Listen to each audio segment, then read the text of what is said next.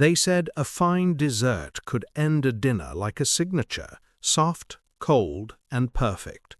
In New York, 1906, that meant ice cream.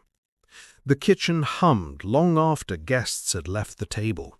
A copper mold sat inside a tin bucket packed with ice and salt. Steam rose where melt water touched the floor. The cook loosened her sleeves, wiped her hands, and turned the handle of the churn until the cream grew heavy. Peaches waited on the counter, skins rubbed thin, flesh bright as sunrise. She cut them into slices, their scent sharp and sweet, and stirred them through the mixture. No flame, no pot, only cream, fruit, sugar, and wine. When the bell rang, she wrapped the mold in a towel and carried it up the narrow service hall. The corridor smelled of soap, silver polish, and the faint smoke of the summer range. Above her, laughter drifted from the dining room. China rattled, a cork popped. Outside, the ocean air from Oyster Bay moved through the open windows, cool against the heat of the stove below. In those kitchens, food was pride and proof. Clean uniforms, bright copper, everything in order. Illness belonged to other places, other people. The mold released with a sigh. The ice cream shone pale gold, speckled with fruit. A footman lifted the tray, unaware that what he carried was more than a dessert. It was the first course in a story that would change how a city thought about cleanliness, trust, and one woman's life. At the dawn of the 20th century, typhoid fever still haunted New York. Each year, thousands fell ill from milk, oysters, or water drawn too near the city's waste. Doctors spoke of germs, but few people imagined that danger could hide in a kitchen that looked spotless. Soap, after all, was for show. Habit was stronger than hygiene. Typhoid carried a mortality of nearly 10%. It spread quietly, through unboiled milk or food handled by someone already infected. When the sick recovered, they believed the disease was gone, but for some, the bacteria remained, unseen.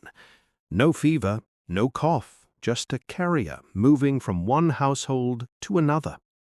New York was full of such movement. Servants changed houses with the seasons. Cooks followed families from the city to Long Island for summer work. The wealthy believed their kitchens safe because everything gleamed, tile, brass, white aprons. Yet danger in 1906 was not what one could see, it was what one could not. That summer, on the north shore of Long Island, a banker's family rented a mansion near the bay. Their name was Warren. Within days, their daughter fell ill. By week's end, 5 more members of the household lay in bed with the same burning fever. And somewhere beyond the gate, a cook had already moved on.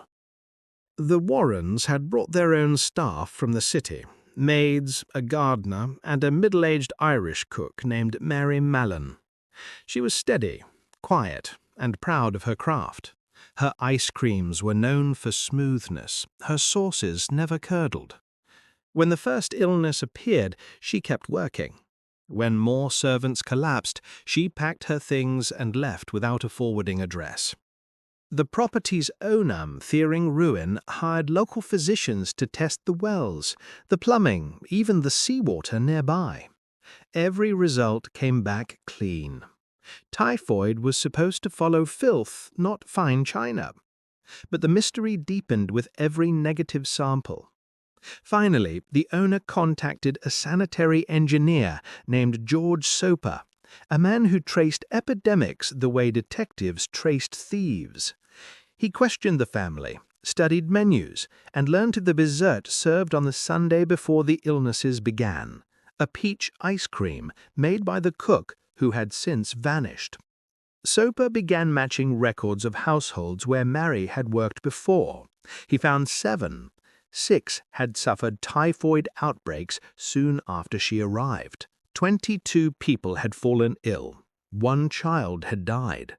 A pattern emerged, cold and precise as the dessert itself. If the kitchens were clean and the wells were pure, the carrier had to be human. For the first time, science glimpsed an invisible truth. A healthy cook could feed a family and infect it without ever feeling a single symptom. In 1907, Soper found Mary working for a wealthy household on Park Avenue. He entered the kitchen, introduced himself, and explained what he suspected. He needed samples of her blood and waste, he said, to prove she was spreading the disease. Mary stared, then reached for a carving fork and drove him out into the street. Soper fled, but returned with the health department. They sent Dr. Josephine Baker, one of the few female physicians in the city. She knocked on Mary's door and asked for cooperation. The answer was a slammed door. The next morning, Baker came back with police. Mary ran, through yards, over fences, into alleys. After hours of pursuit, they found her hiding in a small outbuilding, furious and terrified. She fought until restrained. Tests at the hospital confirmed what Soper had guessed. Mary's body carried Salmonella typhi in her gallbladder. She was healthy, but contagious. The newspapers called her Typhoid Mary. For the public, she became a warning. For officials, a problem they did not know how to solve. She was sent to North Brother Island, a strip of land in the East River, to live in quarantine. There, among nurses and doctors who still doubted the science themselves, she cooked meals for others, yet was forbidden to cook for the world beyond. North Brother Island was quiet, except for gulls and the river's current. Mary's cottage overlooked the hospital where she helped prepare food for staff. The irony was lost on no one. If she was dangerous, why let her handle knives and flour? But rules on the island bent to convenience, and hand-washing remained an afterthought even among the learned. Mary wrote letters proclaiming innocence. She said she had never been sick, never harmed anyone on purpose. To her, confinement felt less like medicine and more like punishment for poverty and accent. Irish emigrants were easy to blame. The name Typhoid Mary spread faster than the disease itself. Cartoons showed her tossing skulls into skillets. Children repeated the nickname on streets she would never walk again. 3 years passed. Doctors believed they had made their point. In 1910, the city released her on one condition: she must never cook for others. Mary agreed. She stepped off the ferry into a city louder, taller, and no less hungry. Freedom proved thinner than she hoped. Laundry work paid little. Boarding houses charged more. Within months, she was back in kitchens, under borrowed names: Marie Breshoff, Mrs. Brown. No agency would place her with the wealthy now, so she took jobs in restaurants and institutions that asked fewer questions. Between 1910 and 1915, outbreaks followed her path. Small clusters in hotels, boarding houses, a bakery. Each time she left before investigators arrived. In 1915, she took work at the Sloan Hospital for Women in Manhattan. Within weeks, 25 cases of typhoid were reported. 2 patients died. The chief obstetrician called George Soper once more. He reviewed payrolls, collected handwriting samples, and recognized the script. Mary fled, but was found on Long Island and returned to North Brother Island. This time there would be no release. The years ahead blurred into routine. She tended a small garden, fed stray cats, and washed bottles for the hospital laboratory. Visitors described her as calm but distant, resigned to being the city's cautionary tale. Mary lived on the island for 23 years. In 1932, a stroke left her partially paralyzed. She died 6 years later, aged 69. 9 people attended the funeral. By then, the world had caught up with the ideas she embodied. Hospitals demanded hand-washing. Plumbing was modernized. Public health became a discipline. Other asymptomatic carriers were discovered, but none were imprisoned. Science had learned enough to teach, not to fear. Mary Mallon remained the exception, the cook who served the rich and lost her freedom to the very knowledge she helped uncover. She was both cause and consequence of a discovery no one yet understood.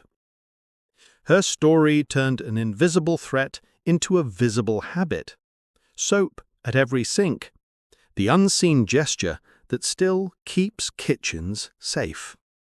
In 1911, a cookbook called Everyday Desserts offered a recipe for peach ice cream made with raw cream, sugar, sherry, and fruit. No cooking, no heat. Everything fresh. It was elegance, frozen in metal. Sweetness sealed beneath cold. That recipe, simple, innocent, explains why the story endures. Progress often hides its own risks. A city proud of its science trusted appearance more than practice.